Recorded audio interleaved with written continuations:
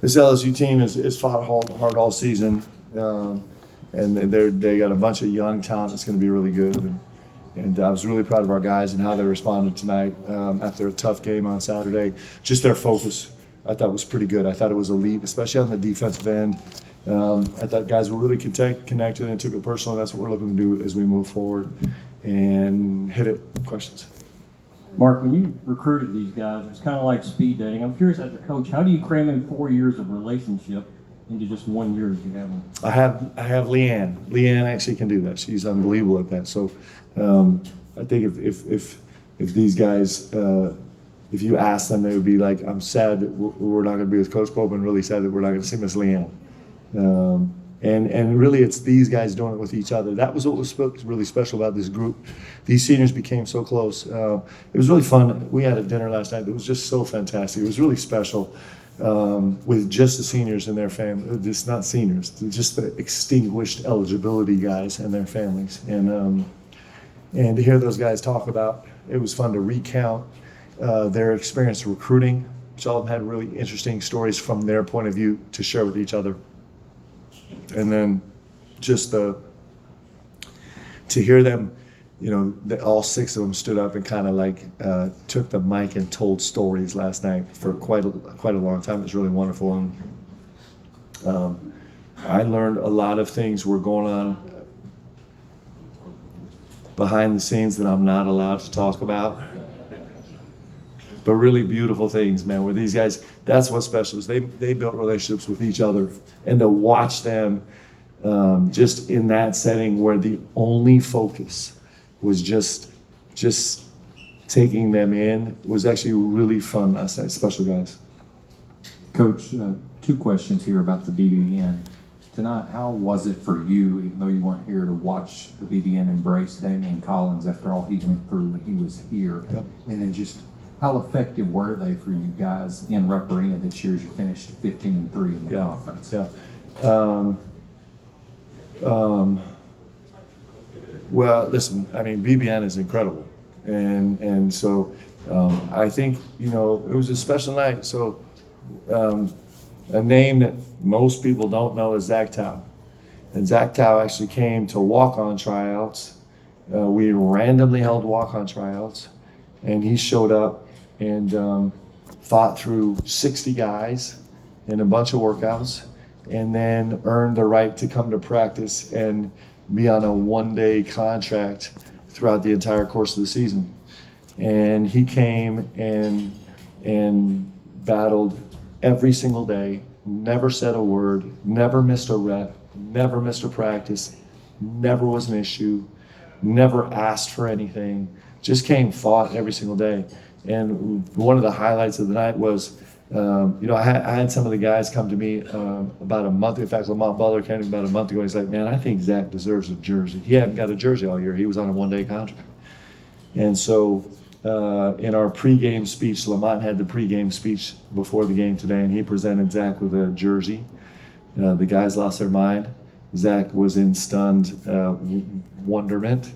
And that's like, I'm telling that story is a long way around your question about you spend 1 day in this jersey and BBN embraces you for life.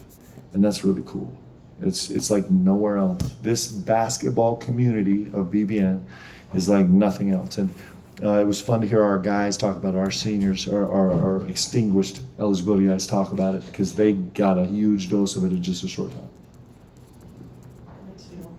Mark, how did the guys kind of internalize the news of Jackson Robinson's injury and needing surgery? Just in terms of, sometimes you can be like in the back of your mind, well, we're going to get so-and-so back and that kind of thing. Yeah. But now just knowing moving forward that this locker room, this rotation, this is who we have. Yeah, it was, we had a really trying, just all the emotions you can imagine post Oklahoma. So it was a late game, Central Time.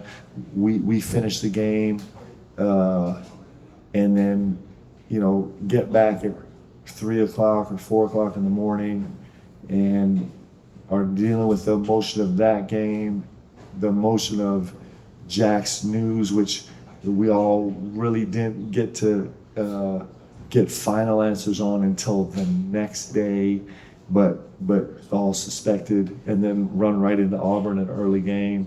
That was a super tumultuous time, and there was just so much, and then we ran right into tonight. And so I think the guys are devastated for him and really sad for us because he's such a massive part of this team.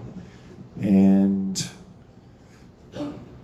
at the same time, resolved that like we know what we have today, and we're going to go try and find a way to win with what we have today. But these guys love Jack so much. Jax loves these guys so much. They've been on an epic journey together.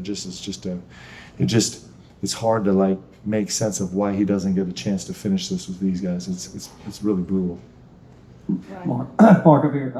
Obviously, I think he has another great game all around, but I wanted to specifically ask about one play. We're sitting way up there where the media is, but the pass that he made to Lamont to cap that 15-0 run, how impressive was it from your vantage point? 'Cause you're down on the floor, you got a pretty good side of it. Yeah, it was very much. I love basketball players that grew up playing soccer because they kind of see angles and they can make reads like that. It's what you do in that game. I don't know anything about soccer, but the little bit I do know is that. And it was a really incredible play. I thought he was elite starting the game on the defensive end. It was what we really cared about, and we need him to start games being great defensively, and he was. Lamont was. But O made a bunch of plays today. He made some really simple plays that looked brilliant, right? And I thought he was terrific today. His focus was great. Coach, you talked about coming out with a vengeance after the Auburn game. Can you talk about what was different tonight and how important it is to leave with a win as you play your last game now? Yep, just us getting better. We've been. It's funny how the gravity of the season gets to you, right? And so we've been patchworking so much that we've lost a couple things over the last 6 weeks. We lost this desperate hunger to get better because we were just trying to stay afloat, right? And and by staying afloat in some ways, I think we did get better, but there were so many distractions going on, and then we kind of lost the pace of the game because we're just trying to stay afloat. We're just trying to get enough live bodies to function, and you think about Ortega's pass, but there was a lot of that tonight. There was a lot of pace against a really good transition defensive team. LSU's been a really solid transition defensive team. They only give up 15% of their possessions in transition, and so those two things I think we're on the uptick. I think we kind of have a vibe of, for the first time, it feels like we're going to have the same guys out on the floor tomorrow, next on Saturday as we did tonight, as we did on last Saturday, which we haven't had that in almost 2 months. And so we're really excited about that, and we're really excited about getting back focused in this late stretch to continue getting better and continue bringing pace to the game. Those are really important to us. Mark, Colin Chandler had a good game tonight, 11 points, 4 rebounds, 4 assists. What did you see from him tonight, and how big is someone like him stepping up going to be for you guys later on? It's really important. Colin and Trent and Travis Perry in some ways they're just incredibly important to our stretch run here. Those guys are ready, they're capable, and those 3 guys have got to step up and make huge plays for us like veteran, experienced players, and they can. But those guys are really crucial. The success we have is going to be in some part dependent on them being great, and they're ready to do it. Mark, you guys are big on the numbers and the analytics. You've had so many people in and out of the lineup all year. Has that messed with your numbers? Do you have enough data to make decisions like you normally would? I'm still trying to, we have a lot of data, but it's a lot of weird data, right? It's there's not enough, there's so many kind of anomalous parts to it that we've learned about our guys. But even tonight, there were a couple, you get yourself into a situation where it's either fatigue or fouls or matchups that end you up with a lineup that you're like, oh, I don't actually love the lineup right now, and it's all happening in real time. We don't have a ton of lineup flexibility right now for us to put a really good group on the floor. We have a bunch of guys, all of our guys can go be great on the floor, but they have to be with the right other group, some of our guys to be really effective and functional. And so you take that as one example about, man, we're still trying to figure it out. But we have had 3 straight games. We're on Saturday, we're going to have our 3rd straight game where we get to kind of explore this group of pieces. And we'll figure it out. Last question, Jeff. Mark Ansley was really big for you in the middle of the season. It seemed like he was able to get some of that confidence back, Yep. maybe tonight. Yep, I thought he was terrific. Ansley is, I mean, my goodness, what a season he's had.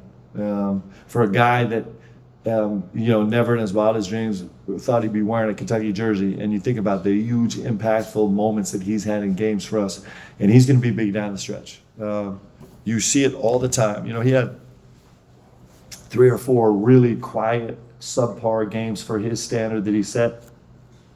And, sometimes all the weight of this thing starts to get on your shoulders. And he did a great job tonight just casting off and just be like, I'm going to go be a baller, man. Like, make this, I'm going to go play. And I thought his energy and intensity was great tonight. I thought he was really special. He's been great all season. Thanks, guys. Appreciate you.